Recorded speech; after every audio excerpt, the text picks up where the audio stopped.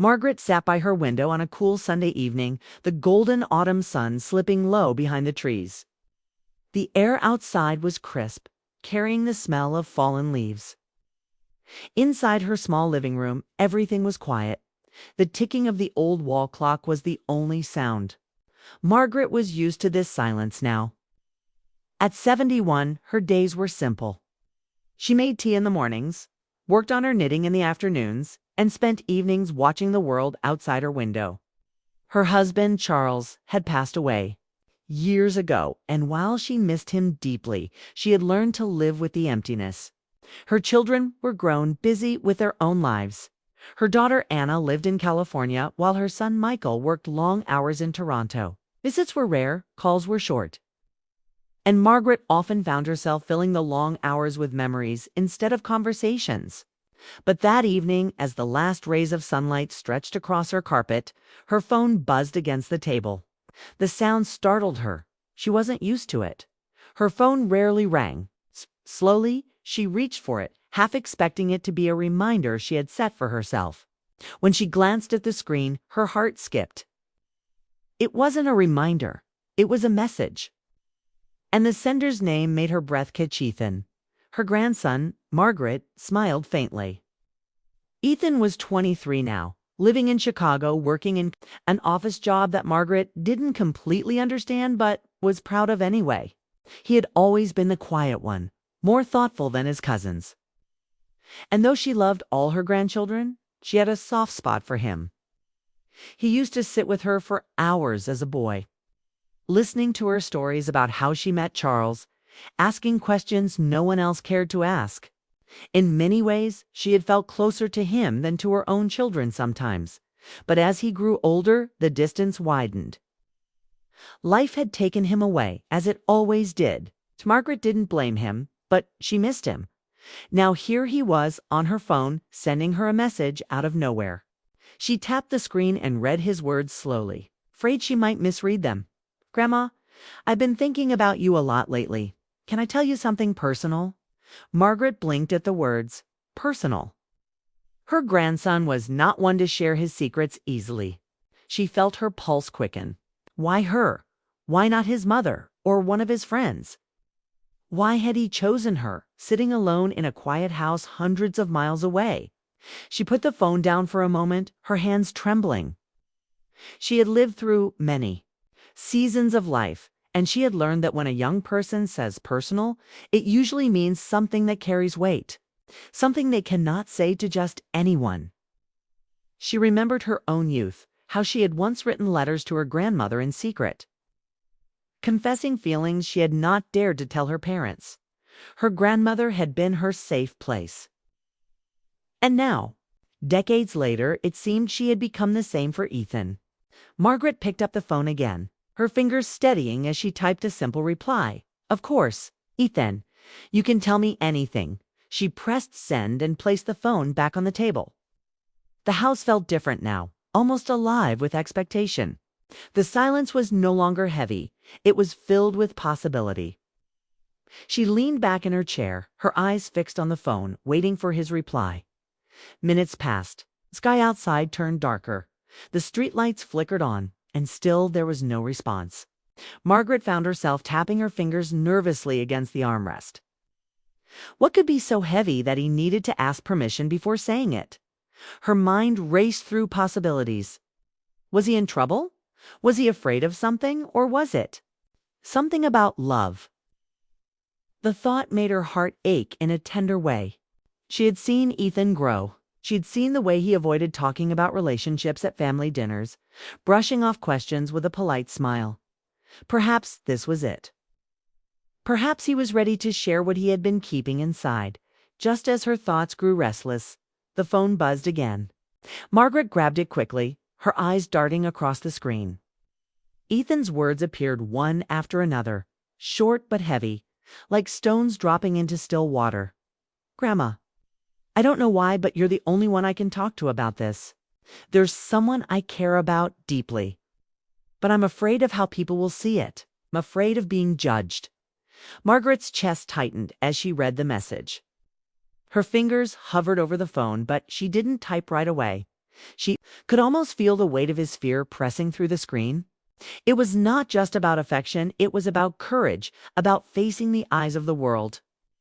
In his words, Margaret heard echoes of her own life. She remembered being young and falling in love with Charles, her late husband.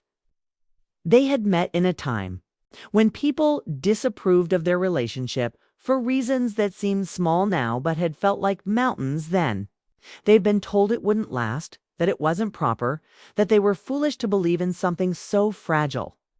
Yet they had held on to each other despite the whispers, despite the doubts. Their love had lasted decades, strong enough to outlive every voice that had once told them it was wrong. Margaret closed her eyes for a moment, her heart softening. She could almost see Charles sitting beside her, smiling in that quiet way of his, reminding her that love was never something to be ashamed of. She opened her eyes again, lifted the phone, and began to type. "Love is never wrong, Ethan. Tell me about her." Or him. She pressed send, her breath catching as she waited. There was no fear in her words, only an invitation. She wanted him to feel what she had once felt with her grandmother, that he was safe, that he was understood, that love in any form deserved to be spoken aloud. The phone buzzed again, and Ethan's message appeared almost instantly, as though he had been waiting for her permission to finally let it out. "It's a girl, Grandma. Her name is Emily. She's older than me, and I don't think my parents will understand. But I can't stop thinking about her." Margaret's lips parted in surprise. An older woman. She hadn't expected that. But instead of judgment, a strange warmth filled her chest. Not because it was unusual, but because it reminded her so much. Of herself, of the battles she had fought, of the courage it had taken to stand by Charles. She leaned back in her chair, her heart pounding not with fear but with something else, something close to pride. Her grandson had trusted her with his truth. And though she didn't yet know where this story would lead, she knew one thing for certain. The message he had sent her tonight was only the beginning. And Margaret, sitting in the quiet glow of her living room, was ready to listen. Margaret stared at the phone, Ethan's message glowing against the dim light of her living room. "She's older than me. My parents won't understand." The words struck her deeply. She leaned back, feeling the pull of memories. But she quickly reminded herself, this was not about her. This was about Ethan. He had trusted her. He had chosen her. And that meant she needed to respond carefully, with love, not judgment. She typed slowly, choosing each word as if it carried the weight of his heart. "Ethan, love is not measured by age. It's measured by how it makes you feel. Tell me more about her." She pressed send and sat in silence, listening to the faint hum of the refrigerator in the kitchen. For a moment, she thought he might not answer, but then her phone buzzed again. "Her name is Emily," Ethan wrote. "She works at the same office as me. She's kind. She listens to me when no one else does. I've never felt this way before, Grandma. But I'm scared. She's 10 years older than me. What if everyone thinks I'm foolish?" Margaret read the words twice. She could almost hear his voice, uncertain but filled with something raw and true. She could picture him sitting in a small Chicago apartment, pouring these words into his phone, afraid of the silence that might follow. She thought of Emily, though she had never met her. She imagined a woman with gentle eyes, someone who had seen more of life, someone who had touched Ethan's heart in a way no one else could. She typed back quickly, not wanting him to feel alone. "Ethan, people will always have opinions. They will always talk. You have to ask yourself, how do you feel when you're with her? Do you feel seen? Do you feel safe? Do you feel alive?" It's time his reply came faster. "Yes, when I'm with her, I feel like I don't have to pretend. She makes me want to be better. When she smiles at me, it's like the whole world disappears. But then I think, what if she changes her mind? What if she decides I'm too young?" Margaret's heart softened. She could hear the vulnerability in his words. It was not just about love. It was about fear of rejection, fear of being enough. She remembered her own youth, the countless nights she had doubted herself. The way her grandmother had once written back, "If love feels real, it is real. Don't question what your heart already knows." She took a deep breath and began typing. "Ethan, listen to me. Love is a risk, always. Even when you're the same age, from the same place, people still change. Hearts can still break, but if you walk away from love out of fear, you will always wonder what if. And wondering is harder to live with than heartbreak. Trust my no."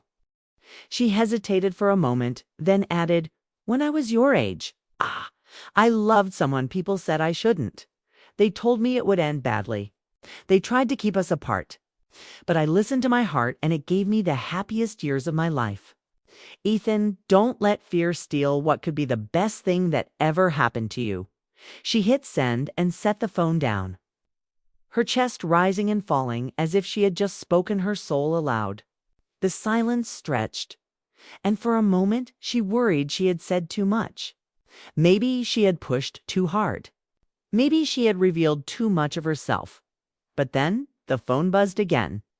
Ethan's reply lit up the screen. "Grandma, that's exactly what I needed to hear. No one else would understand this, but you do. You've been where I am. You know what it feels like? I think I love her." Margaret's throat tightened and tears welled in her eyes. She pressed the phone to her chest, whispering softly, "Oh, my boy." She had always known Ethan had a tender soul. But now she saw it in full light, his longing, his fear, his courage. All wrapped together, her hands trembled as she typed back. "Then love her, Ethan, with honesty, with kindness, with all that you are. If it is true, it will find a way." The house felt brighter now, as though the walls themselves had soaked in the warmth of their conversation.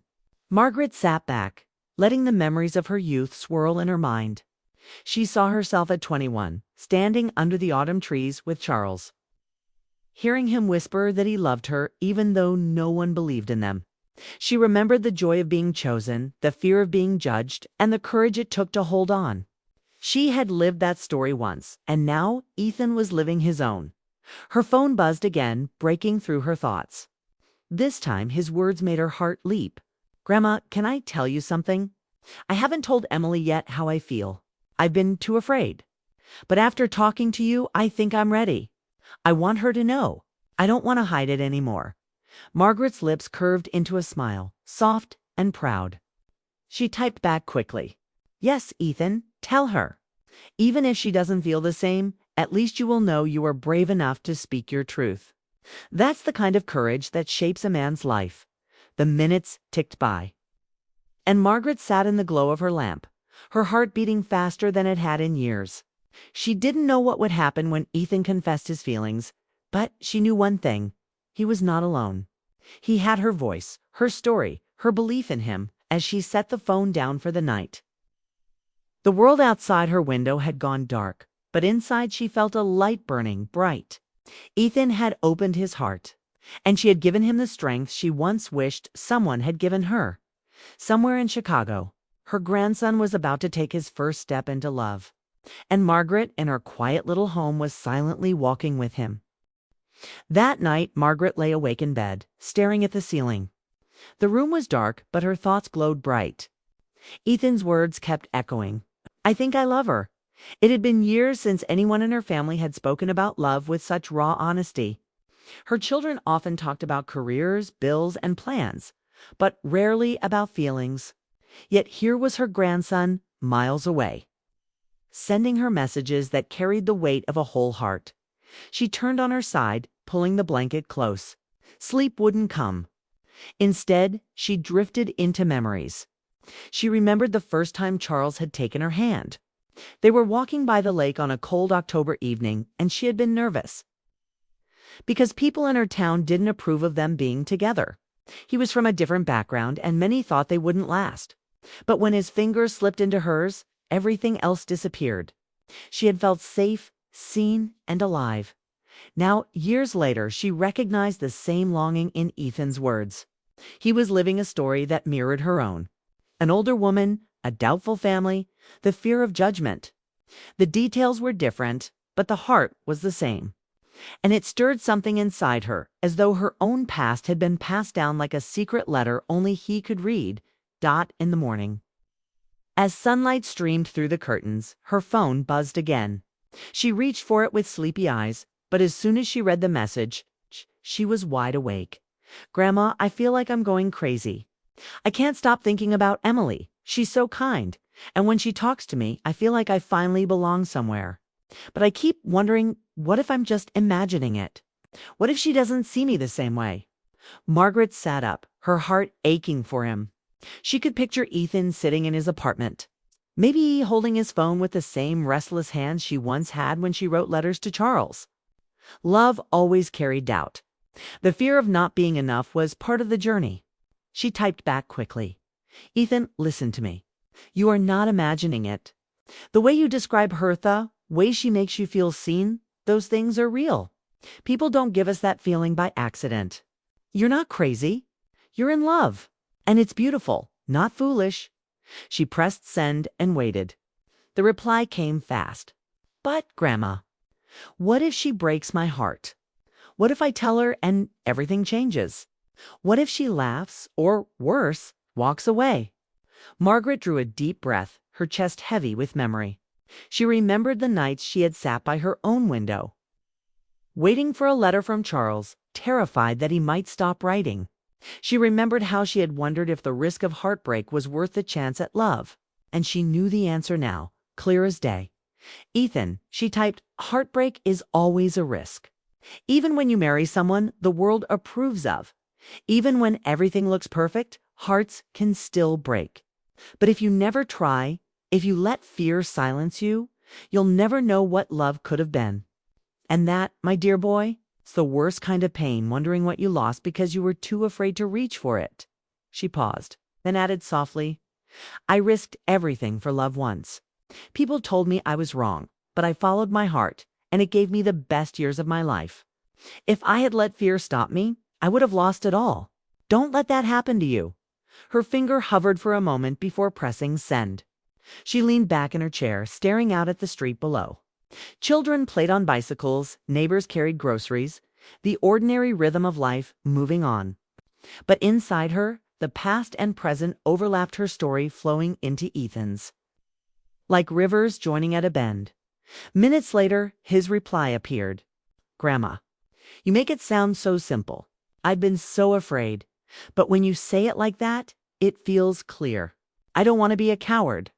I don't want to spend years regretting something I didn't say, I think. I need to tell her." Margaret's lips curved into a trembling smile. Pride swelled in her chest. Ethan, the quiet boy who once sat at her kitchen table asking endless questions about her marriage, was now standing on the edge of his own leap. "Yes, Ethan," she typed quickly. "Tell her. Be honest, be brave, and don't hide what you feel. Even if it doesn't go the way you hope, you'll know you lived with courage. And courage, my dear, is what makes love possible." She set the phone down and let out a shaky breath. For a moment, she saw Charles in her mind, his warm smile, the way his hand had always fit around hers.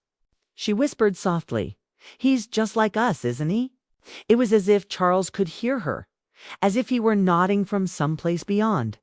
Her phone buzzed again, pulling her back. Ethan's words lit up the screen. "Thank you, Grandma. You're the only one I could say this to. You understand in a way no one else can, I think. I really do love her."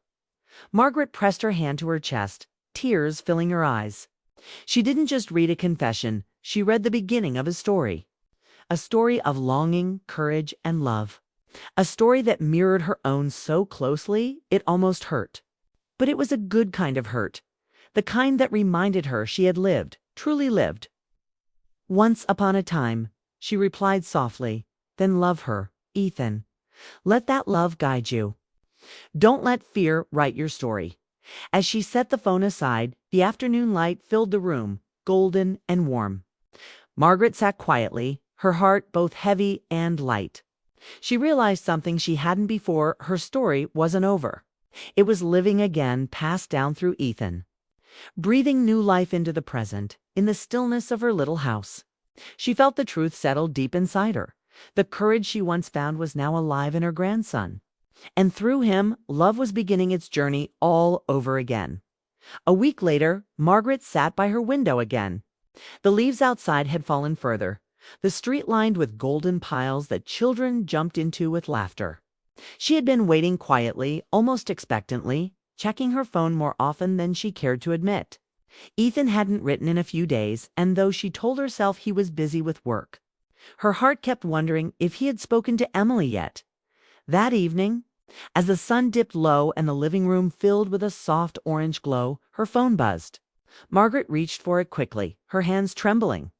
The message on the screen made her heart race. "Grandma," Kay told her. She gasped softly, reading it again, almost not believing. Her pulse quickened as she opened the message fully. "I told Emily how I feel. I was terrified, but your words gave me courage. I told her everything, that I couldn't stop thinking about her, that she makes me feel alive. And do you know what happened?" She cried. She said she feels the same. Margaret pressed her hand to her mouth, tears springing to her eyes. She could almost hear Ethan's voice in those words, full of disbelief, full of joy. She wiped her cheeks quickly and typed back, "Oh, Ethan, I'm so proud of you. Love is never easy, but it is always worth the risk. I'm glad you told her." Her phone buzzed again almost immediately. "We've decided to try, Grandma. We don't care what people say. We want to see where this love takes us. I've never felt this hopeful before." Margaret leaned back in her chair, her heart swelling. For so many years, she had lived with quiet routines, thinking her days of love and surprise were behind her. But now, through her grandson, she felt the thrill of young love all over again. It was as if life had handed her a gift she didn't expect. Then another message came, and this one stopped her breath. "Grandma, I told Emily about you. I told her how you once loved someone people said you shouldn't, how you held on to love anyway, and how you built a life with him. Emily said your story gave her hope. She wants to meet you one day." Margaret covered her mouth, her body trembling. Tears slid down her cheeks freely now. She whispered into the quiet room, "My story gave her hope." She had never thought of her life that way. To her, it had simply been survival, following her heart when the world told her not to. But to Emily, a woman she had never met, it was a beacon. She typed slowly, her eyes blurred with tears. "I would love to meet her, Ethan, one day soon. If she is the one who makes you happy, then she will be part of our family too." Her phone buzzed again, his reply warm and certain. "Thank you, Grandma. I knew you'd understand. I knew you'd see us for who we are, not for what others think. You've always been different. You've always listened with your heart." Margaret set the phone down and leaned back in her chair. The room around her was quiet, but inside she felt alive, almost youthful again. For the first time in years, her loneliness was not so heavy. She realized that love was not just something she had once lived through, it was something that still lived on in her.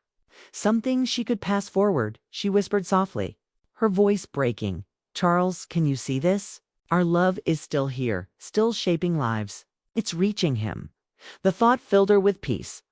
Even though her husband was gone, their story continued through their grandson. Like a flame passed from one candle to another. Later that night, as she prepared for bed, her phone buzzed once more. Ethan had sent another message. "Grandma, Emily wants to come with me at Christmas to meet you. She said if you accept her, that's all she needs. She doesn't care what anyone else thinks." Margaret held the phone close, her heart thudding. She hadn't looked forward to the holidays in years. They had always been quiet, often lonely. But now, the thought of meeting the woman who held Ethan's heart filled her with anticipation she hadn't felt in decades. She typed back, her fingers steady. "Tell her she is welcome here. Both of you are. I will have the kettle ready and a story or two to share." When she put the phone down, she sat on the edge. "Oh,